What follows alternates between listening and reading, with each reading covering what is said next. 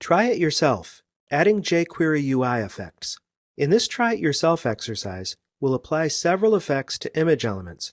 Specifically, we'll add 4 images to the web page and apply a different effect on each when the user clicks each image. The purpose of this example is to familiarize you with how to implement different effects, set the effect options, and apply a complete function. The solution files can be found in the book's Code Listings archive. Look in the Hour 18 folder for files entitled Hour 1801. We'll also need 4 images, of course.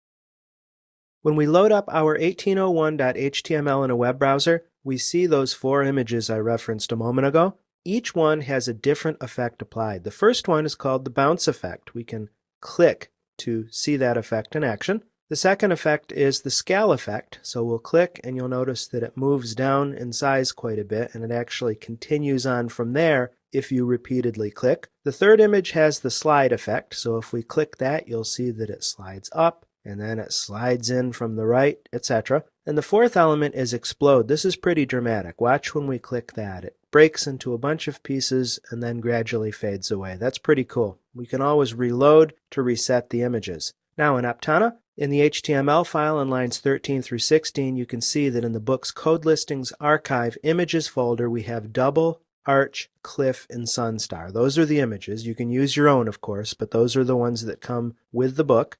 Now let's examine the code in our 1801.js. We have on line 2 a click handler to image 1. This click handler applies a basic shake effect, 20 pixels in the down direction first, and then shake 5 times.